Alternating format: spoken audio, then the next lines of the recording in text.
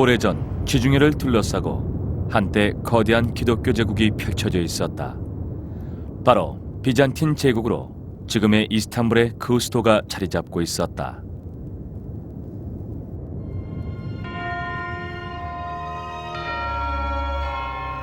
서기 395년 로마 제국은 동과 서로 나누어지고 비잔틴 제국으로 알려진 동로마 제국은 지중해를 중심으로 영토를 확장하며 그 세력을 확장해 나갔다. 그리고 1000년 이상 번영하며 화려한 문명의 꽃을 피웠다.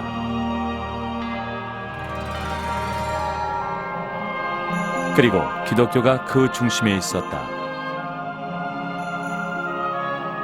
황제는 신의 대리자임을 자처하며 교회를 이끌었고 기독교를 중심으로 여러 민족들을 통합했다. 이렇게 기독교는 비잔틴 제국에서 신의 왕국으로 가는 유일한 종교로 받아들여졌다. 하지만 동쪽에서 이슬람 제국이 성장하고 있었다. 비잔틴 제국은 이슬람 제국과 경쟁해야 했고 기독교 안에서 싹트고 있던 갈등까지도 해결해야 했다. 비잔틴의 기독교는 그리스 종교를 발전시켰는데 유럽의 가톨릭과는 그 교리와 가르침에서 분명한 차이를 보이고 있다.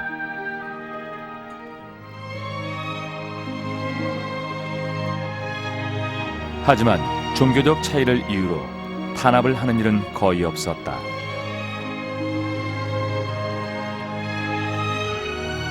모세가 신으로부터 십계명을 전해받았다는 이집트의 시나이산 자락에 세계에서 가장 오래된 기독교 수도원이 자리 잡고 있다. 바로 성 카타리나 수도원이다.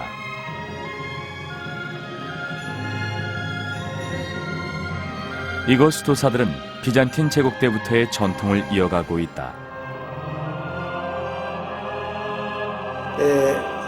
Η θρησκεία ήταν οπωσδήποτε ένας στήλος της πολιτείας, γιατί πάνω στην ηθική στηρίχθηκαν και οι νόμοι και βεβαίως πάνω στους νόμους στηρίζεται ένα κράτος. 하지만 이슬람과 가톨릭 세력이 지속적으로 수도원을 위협했다.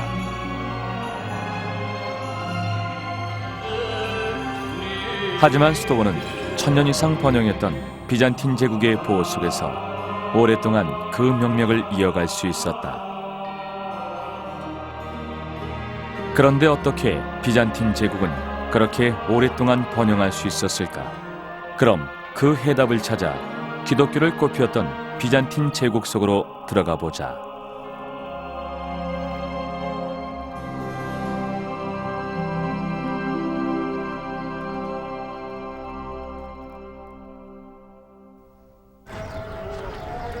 이집트, 피라미드와 스핑크스의 나라.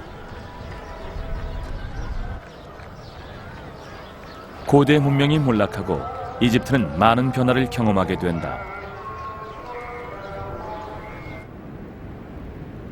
6세기에는 큰 세력을 떨치던 비잔틴 제국의 지배를 받는다.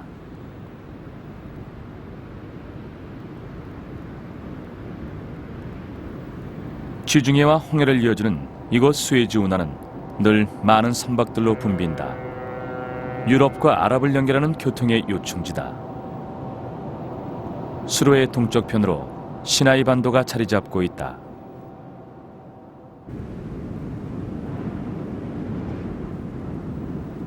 시나이 반도에 위치한 이곳에 세계에서 가장 오래된 수도원 중 하나가 있다.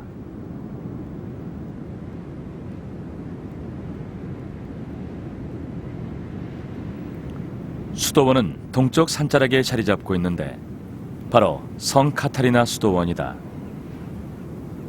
6세기 중반에 지어진 이래 묵묵히 그 자리를 지켜왔다. 그럼 내부로 들어가 보자.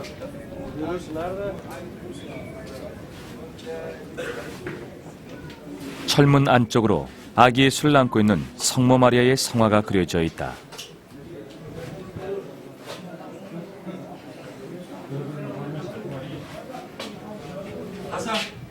또 다른 문이 있고 한 사람이 지날 정도의 통로가 연결된다. 그리고 수도원이 모습을 드러낸다.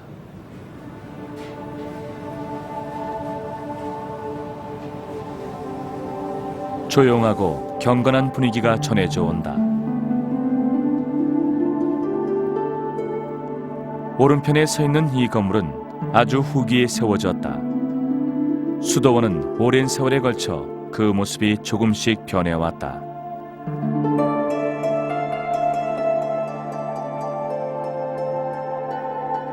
또 다른 통로가 보인다. 수도원 내부는 이런 통로들로 복잡하게 연결되어 있다.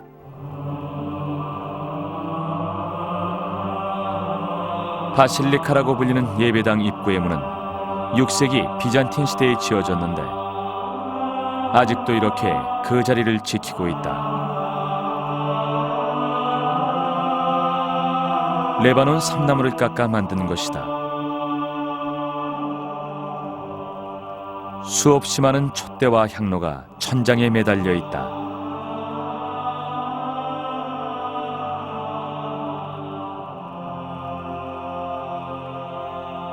예배당 안쪽에 금으로 장식된 성상병풍이 보인다.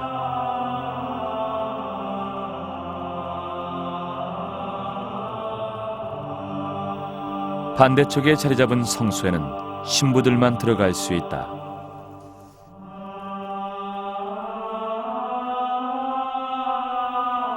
교회 내부는 6세기의 비잔틴 작품으로 채워져 있다.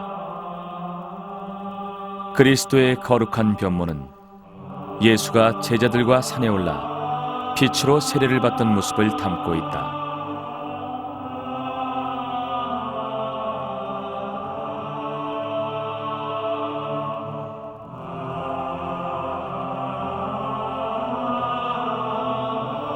빛은 예수에게 신이 강림하는 것을 상징한다.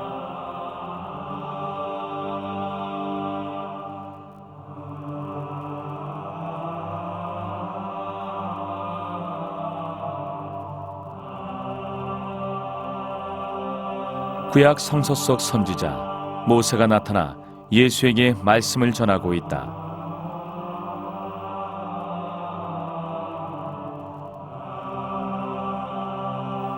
제자들은 신의 출현에 두려움에 떨고 있다.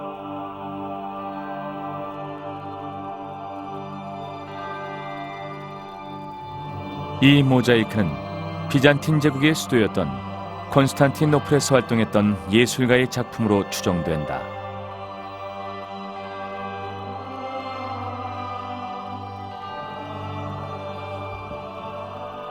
모세가 신의 목소리를 들었던 불타는 가시덤불이 지금 예배당이 서 있는 이 자리에 있었다고 전해져 오고 있다.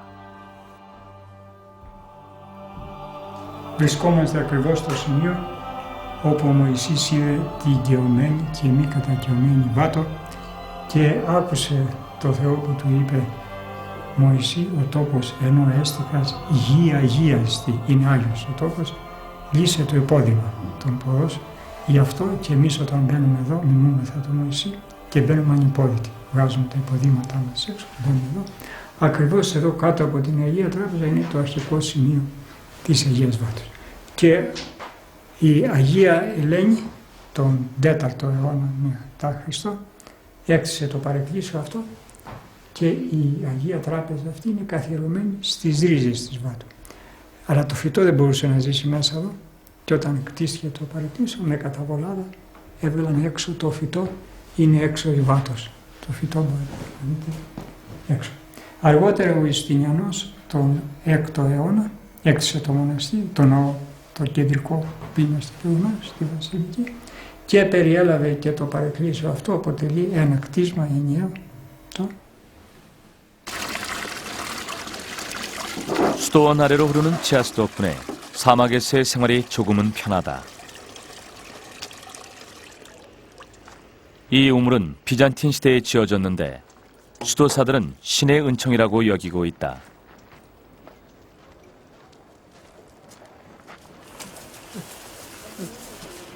먼 옛날부터 수도사들은 우유를 얻기 위해 염소를 길렀다. 직접 양봉을 해 꿀까지 얻는다. Αλλά η μέλισσα θέλει πολύ και ησυχία και καθαριότητα. Να μην ακούει μυρωδιές ούτε να κάνει θόρυβο. Έχει πολύ καλή. Εδώ οι μετρήσεις που κάνανε βρήκανε ότι το μέλι που βγαίνει εδώ στο Σινά είναι το καλύτερο από όλο. Ναι, στην Αίγυπτο. 대추 열매를 약으로 사용하고 포도로 직접 포도주도 담는다. 오랜 세월 수도사들은 이렇게 사막에서 생존하는 방법을 터득했다. 수도원 위에 나부끼는 깃발에 2개의 머리를 가진 독수리가 그려져 있다. 바로 비잔틴 제국의 표장이었다. 비잔틴 제국과 기독교의 깊은 유착 관계를 단적으로 보여준다.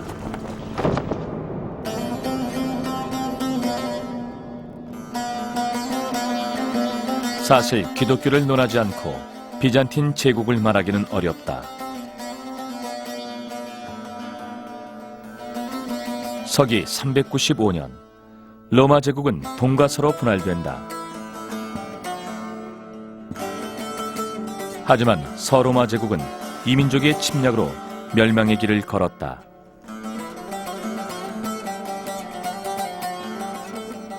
하지만 동쪽의 비잔틴 제국은 오랫동안 문명의 꽃을 피웠다.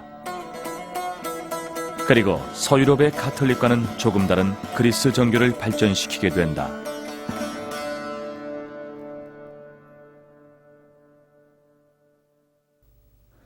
가톨릭에서 교황은 종교의 세계만 지배했지만 그리스 정교에서는 세속 세계를 통치하는 황제가 종교까지 지배했다.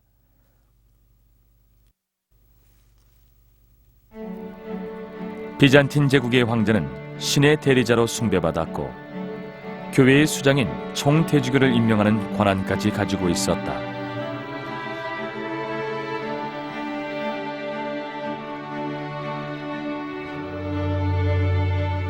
비잔틴 제국의 황제는 기독교의 지지 속에 신의 이름으로 제국을 다스릴 수 있는 절대 권력을 누렸다.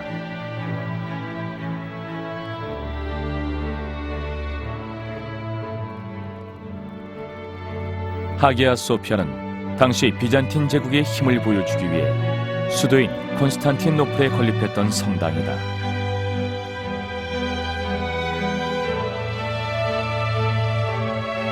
이곳에서 행해졌던 종교의식들이 비잔틴 제국을 굳건하게 결속시켜 오랜 세월 번영하도록 도왔다.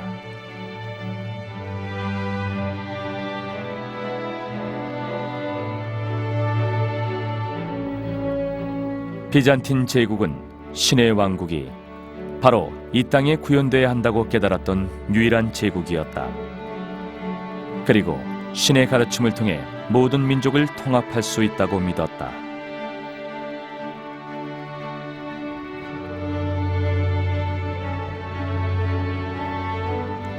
시나이 반도의 신성한 땅에 위치한 성 카타리나 수도원의 하루 일과는 비잔틴 시대와 별반 차이가 없다.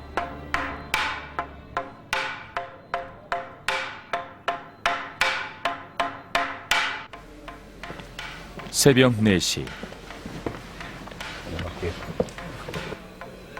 수도사들이 아침 예배를 시작한다.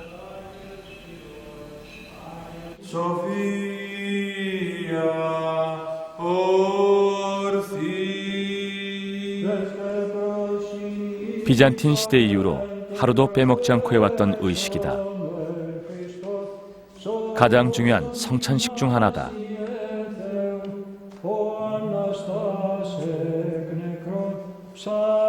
최후의 만찬에서처럼 예수의 살과 피를 상징하는 빵과 포도주가 준비된다.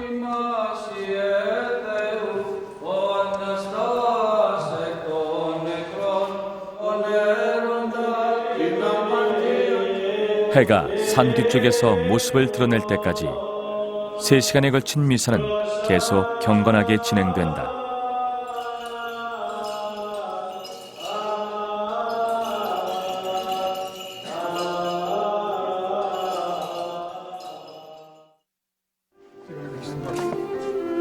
파울로 신부는 수도원 생활을 시작한 지 23년이나 됐다.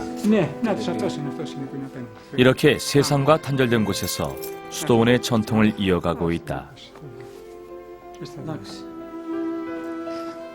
Έλα Μιχαήλ, εδώ θέλουμε ένα του φυσικού. 수도원에서 가까운 거리에 작은 건물이 하나 있다.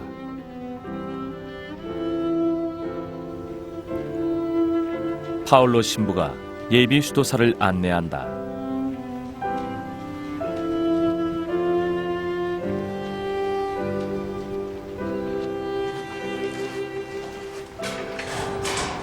수도사들의 유골이 안치되어 있는 납골 땅이다.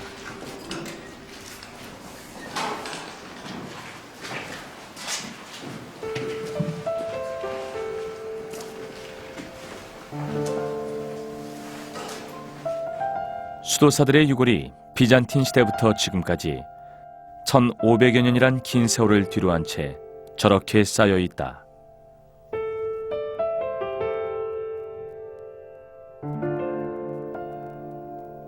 많은 위협을 이겨내며 이 수도원을 지켜온 주인공들이다.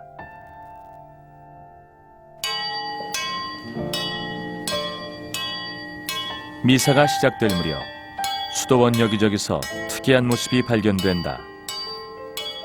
이들은 이슬람 교도로 매일 정해진 시간에 이렇게 성지 메카를 향해 예배를 올린다. 이들은 수도원에서 일하고 있는 베두인족이다.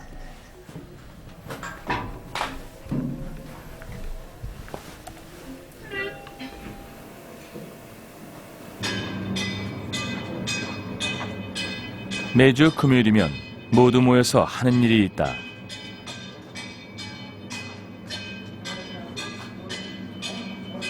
물론 베두인족도 참석을 한다.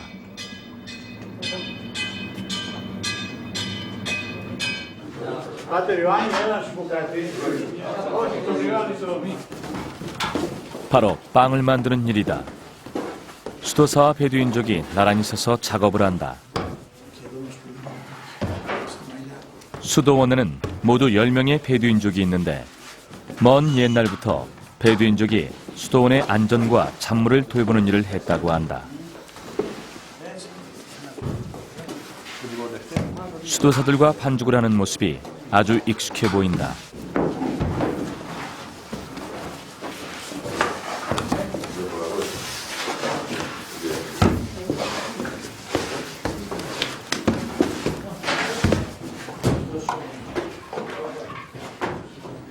빵은 그리스 정교의 의식에서 아주 중요하다.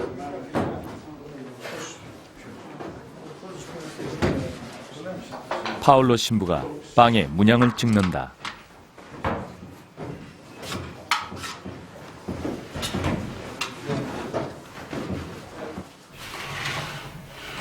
베두인족이 신성한 빵을 화로에서 굽고 있다. 십자가 문양을 찍은 것이다. 그런데 어떻게 해서 이슬람 교도가 수도원에서 생활하게 된 것일까? 사실 비잔틴 제국의 역사는 이슬람 세계와도 밀접한 연관이 있다. 선지자 마호메트는 7세기에 아라비아를 무대로 활동했다. 그의 가르침을 바탕으로 한 이슬람교는 사막 사람들을 하나로 통합해 최초의 이슬람 왕조인 우마이야 왕조를 탄생시킨다. 우마이야 왕조는 호시탐탐 비잔틴 제국의 영토를 넘보았다.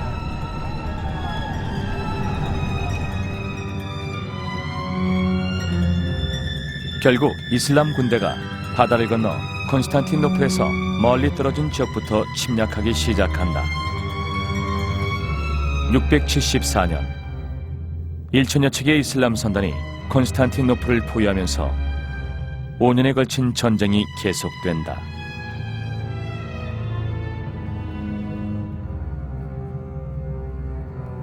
하지만 비잔틴 제국은 사막의 이슬람 제국보다 훨씬 강력한 해군을 소유하고 있었다.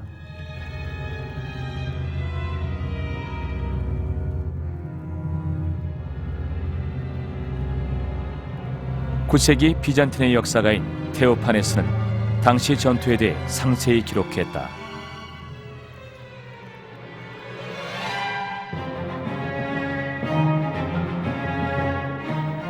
비잔틴 해군은 대항에 불알려진 비밀 무기를 이용해 접근하는 3만여 명의 우마이야 병사들을 물리쳤다고 한다.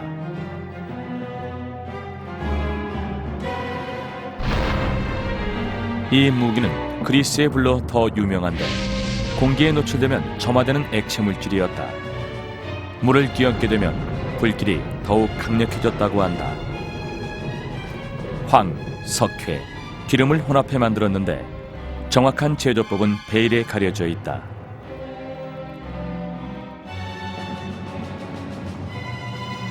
이 무기 덕분에 비잔틴 제국은 위기를 벗어날 수 있었다. 하지만 우마이야 왕조와 비잔틴 제국의 패권 다툼은 1세기 가까이 계속됐고 비잔틴 제국은 다양한 전술을 구사했다. 특히 비밀 첩보 작전까지 펼쳤는데 당시 기록을 보면 마르다이 타이라는 전술이 등장한다.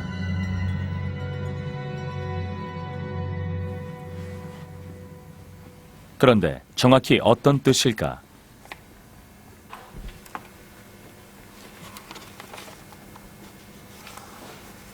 시리아의 무하마드 쿠치 교수는 이렇게 설명하고 있다.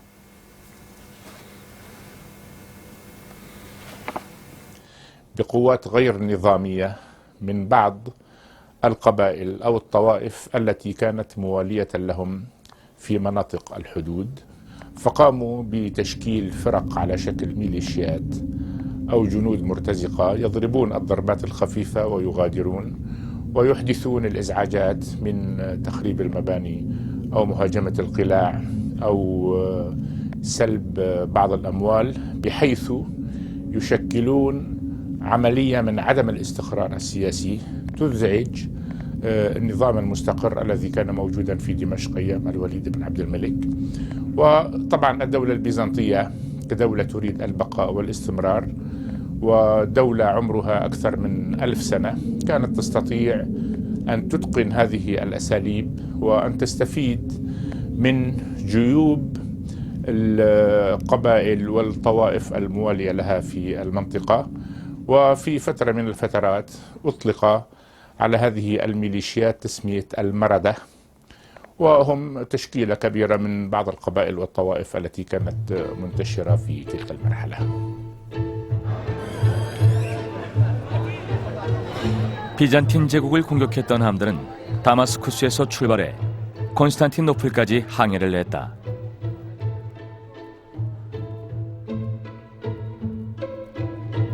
광활한 사막에서 사는 사람들을 대규모 군대로 통합할 수 있었던 힘은 바로 종교적 믿음에서 나왔다. 많은 이슬람 병사들은 이교도의 수도를 함락하면 자신의 죄가 사함을 받아 구원을 받을 수 있다고 믿었다.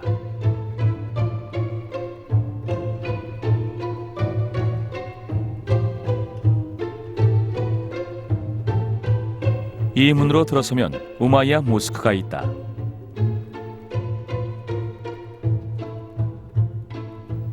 오늘날 가장 오래되고 가장 거대한 이슬람 사원이다. 이슬람 신도들은 이 넓은 안뜰까지도 신성하다고 여긴다.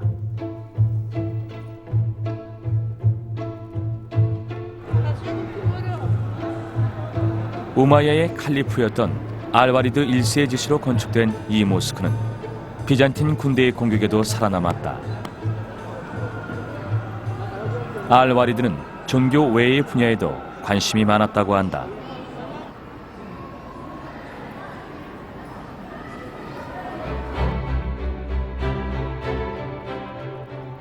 모스크의 외부 벽은 거대한 모자이크와 비잔틴 장식으로 가득 차 있다.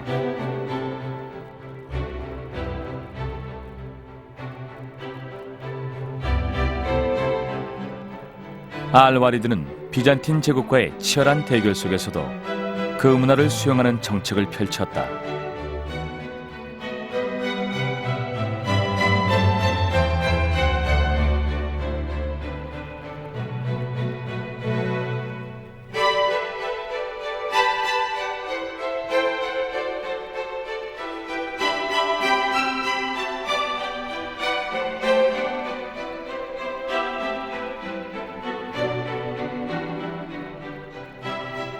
이렇게 비잔틴 문화는 종교와 국경까지 초월해 전파됐다.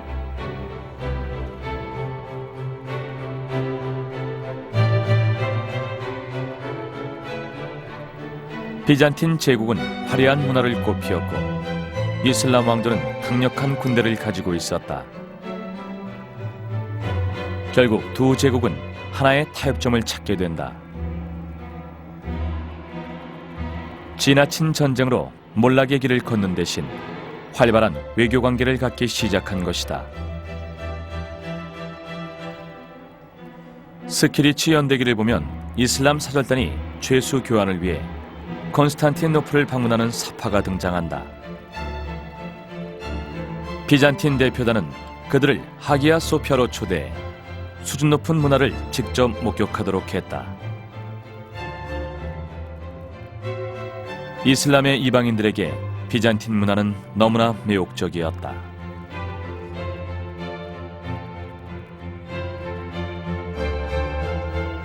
(782년) 후에 비잔틴 제국 최초의 여제 자리에 올랐던 아테네의 이레네는 이슬람의 영웅 하룬 알라시드와 서신을 교환하곤 했다. 아라비아 나이트에도 등장하는 인물이다. 이레네와 하룬은 평화의 표시로 말과 비단과 같은 선물도 교환했다. 이렇게 문화 교류와 선물 교환을 결합한 외교술을 통해 비잔틴 제국은 이슬람 제국과의 세력 균형을 도모하고 평화를 지속시킬 수 있었다. 하지만 이슬람 군대가 콘스탄티노플에서 멀리 떨어진 시나이 반도의 성지를 공격할 때도 있었다. 9세기 무렵 시나이 반도의 수도사 수는 3,000명에서 30명으로 급격히 감소했다. 하지만 성지를 포기하지는 않았다. 이것은 당시부터 전해져 내려온 문서다.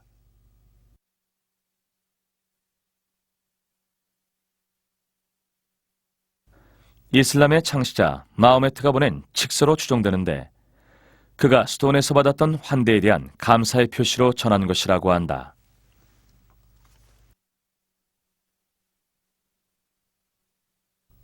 친구인 기독교도를 보호하라. 그들의 안전과 재산을 존중하라. 수도사에게 해를 끼치지 마라. 수도원 건물을 공격하지 마라. 신의 선지자 마호메트.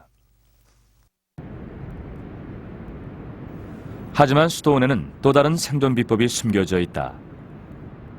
수도원을 둘러보면 이 하얀색 건물이 수도원 중앙에 자리 잡고 있다.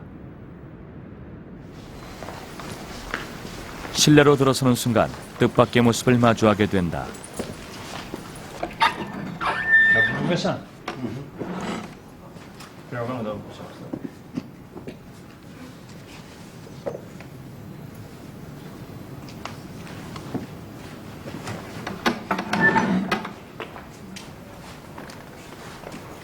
아주 특별한 장소다.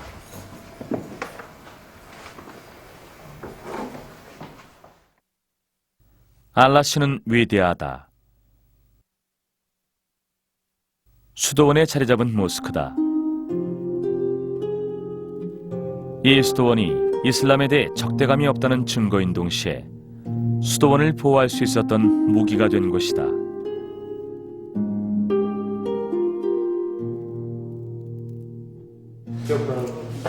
먼 옛날부터 수도사들은 인근의 이슬람 교도들과 함께 생활했다.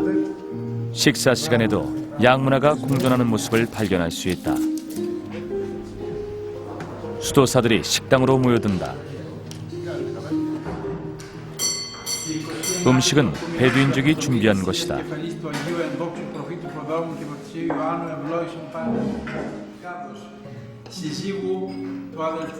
식사할 때 말을 하지 않는 수도사들은 조용히 성경 말씀을 듣는다.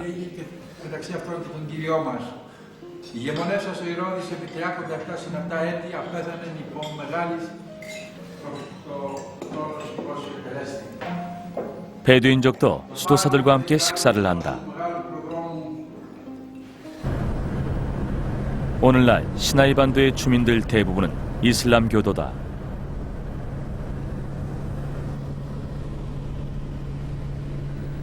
수도원 원장인 다미아노스 대주교는 44년 전에 이곳으로 왔다. 기독교가 이슬람교와 평화롭게 공존해야 한다고 믿는 분이다.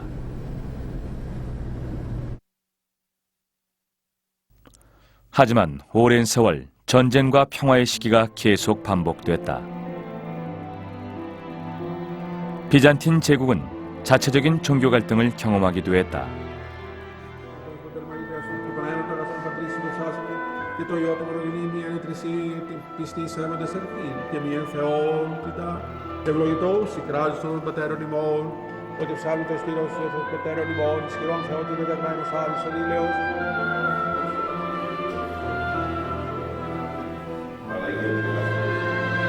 성자의 모습을 담은 이런 그림들을 아이콘, 즉 성화라고 부른다. 그리스 정교에서 나무판에 그린 예수와 성모 마리아의 그림은 하늘로 통하는 창으로 여겨진다.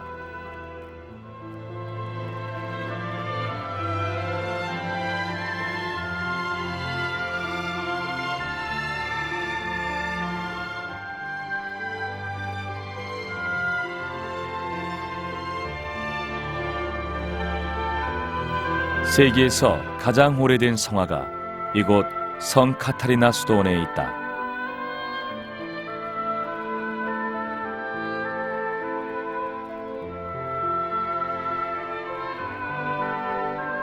(1400년) 전에 그려진 것으로 전능하신 그리스도라고 불려져 왔다.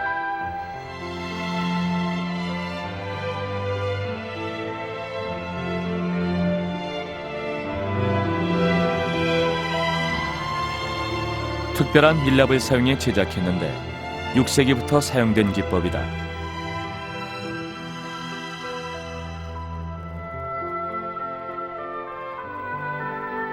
(6세기) 당시에 그려진 성화는 얼마 남아있지 않다. 종교적 격변기에 세찬 탄압을 마주해야 했기 때문이다.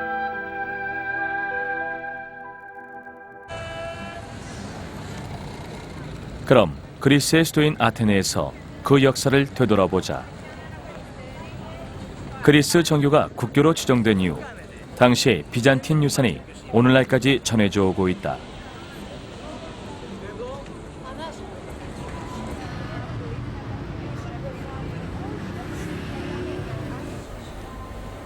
아테네에 위치한 비잔틴 박물관을 둘러보면 아주 기이한 전시품들이 눈에 들어온다. 바로 이것이다.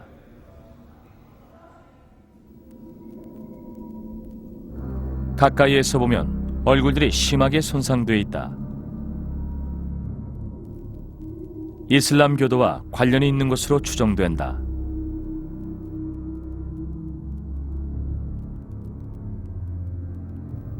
하지만 기독교인들이 직접 이런 파괴를 일삼았던 시절도 있었다.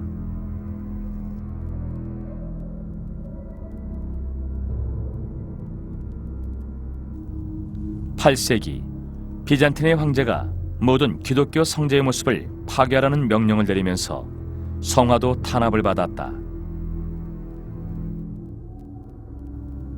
당시 종교계의 반발에도 불구하고 성화를 금지하는 정책이 실시된다. 콘스탄티누스 5세 시절에 기독교 성화에 대한 탄압이 최고조에 달했다. 비잔틴 시대의 연대기를 보면 당시 모습을 담은 사파들이 담겨 있다. 성화를 보호하려고 했던 수도사들의 눈을 뽑고 손을 자르고 얼굴을 불로 지졌다. 이 모든 탄압들이 우상 파괴라는 명목하에 자행됐다.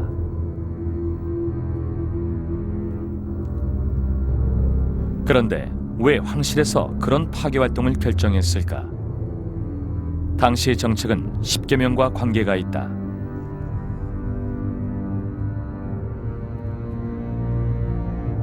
십계명은 모세가 시나이 산에서 신으로부터 전해받은 계율이다.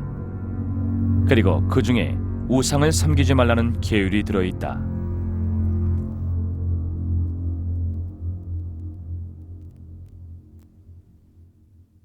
비잔틴 황제들은 수도사들의 종교화를 우상으로 여겼는데 이 때문에 신의 분노를 사게 될까 걱정했다. 당시 시기는 이슬람 제국의 강력한 공격을 받던 때이기도 했다. 이슬람 제국은 우상 숭배를 엄격히 금했지만 비잔틴 제국은 관대한 편이었다. 당연히 비잔틴의 황제들은 신의 심판을 받아 정복당할지도 모른다고 불안해했다. 이런 성화 파괴 정책은 9세기가 돼서야 폐지됐는데 성화를 좋아했던 테오도라 여제 덕분이었다. 하지만 예술가들이 이전만큼 자유롭게 성화를 제작할 수 있는 분위기는 아니었다. 이 때문에 종교적 인물이 없거나 감정이 철저된 종교화가 많이 등장하게 된다.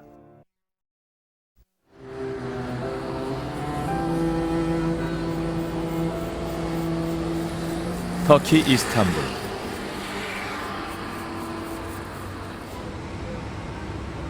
비잔틴 제국의 옛 수도였던 이곳은 지금도 그리스 정교회의 본거지나 다름이 없다.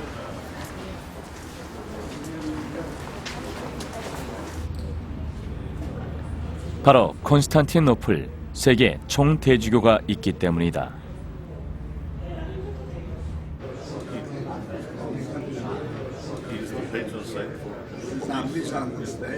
가톨릭 교회의 붉은색은 순교를 상징하고 그리스 정교의 검은색은 복종을 의미한다.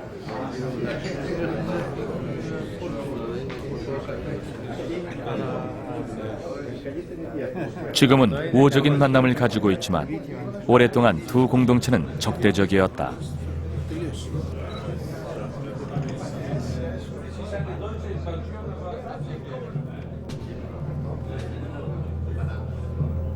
비잔틴 시대의 성화 파괴는 뜻하지 않은 갈등을 불러오기도 했다.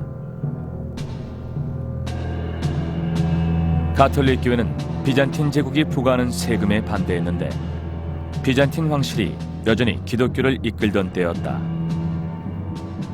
하지만 결국에는 교회에 대한 세금이 없어진다. 서기 800년 가톨릭 교회는 비잔틴 황실에 대해 더욱 공격적인 입장을 취했다. 교황 네오 3세가 서유럽을 통합한 샤를마뉴에게 로마 황제로서 왕관을 수여한다. 당시까지 황제의 주기는 비잔틴 제국의 통치자에게만 사용됐다.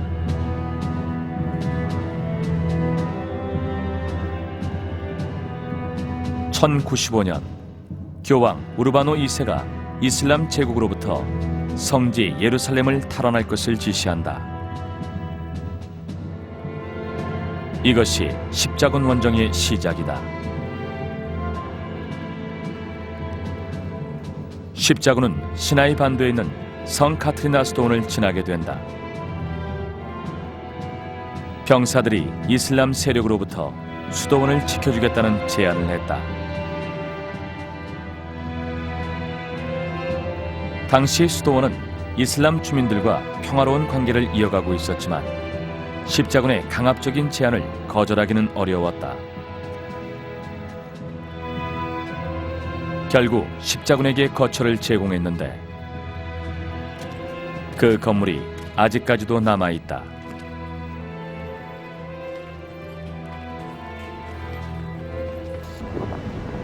예루살렘을 다시 이슬람 제국이 정복하자 유럽은 2, 3차 십자군 원정을 추진했다. 하지만 성지를 수복하려 했던 1차 원정 때와 달리 영토 확장이 목적이었다. 1204년 4차 십자군 원정대가 콘스탄티노플을 점령해 많은 보물을 약탈한다. 그리고 라틴 제국으로 알려진 꼭두각시 왕조를 세운다. 비잔틴 왕실이 다시 통치권을 요구할 때까지 꼭두각시 왕조가 57년간 제국을 통치했다. 이렇게 계속되는 권력 다툼으로 비잔틴 제국은 쇠퇴의 길을 걷는다. 그리스, 아토스, 무려 20개의 수도원이 있지만 수도사들만 머무는 곳으로 모두 금류의 땅이다.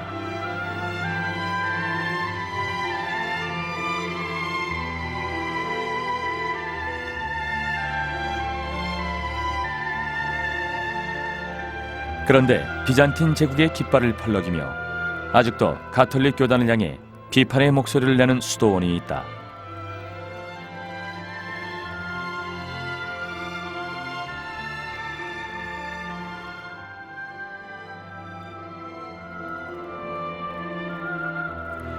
이곳은 시나이 산자락에 위치한 성 카타리나 수도원이다.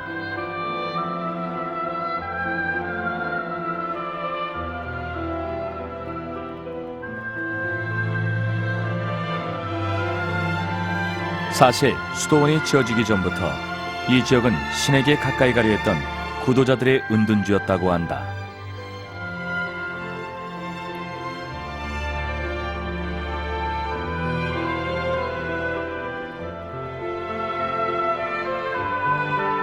그들은 세상을 등지고 오직 기도에 집중했다. 당시 이 구도자들을 산의 이름을 따서 신하의 사람들이라고 불렀다.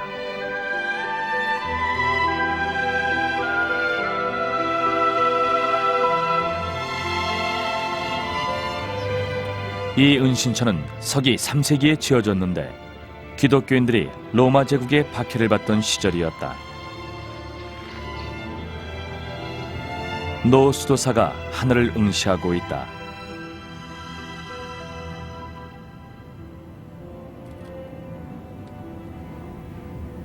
수도원에서 2시간 거리에 있는 이곳이 그에게는 지상 최고의 안식처라고 한다.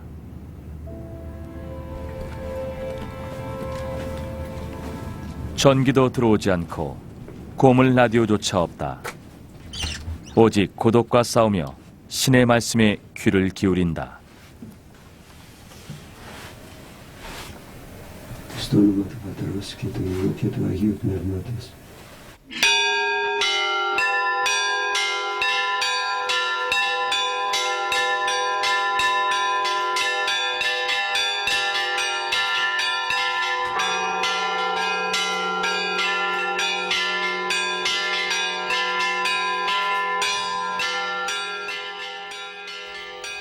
또다시 하루가 시작된다. 베두인족이 이슬람 예배를 드리고 수도사들이 기독교 예배를 올린다. 두 세계는 공존할 뿐 서로를 간섭하지 않는다.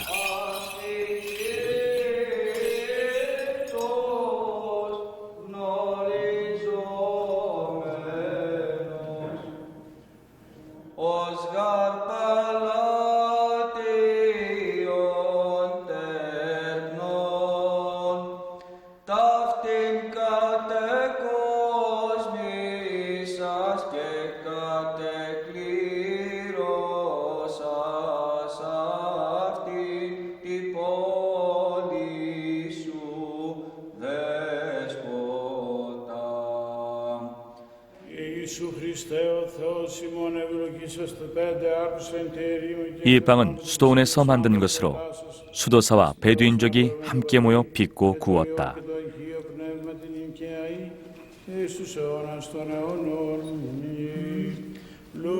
비잔틴 제국은 가톨릭과 이슬람의 강대한 세력 사이에서 1000년 이상 번영했다. 그것은 제국이 강해서가 아니라 지혜로웠기 때문이었다. 사막의 이 수도원에서 목격한 것처럼 그들도 평화로운 공존의 미덕을 알고 있지 않았을까.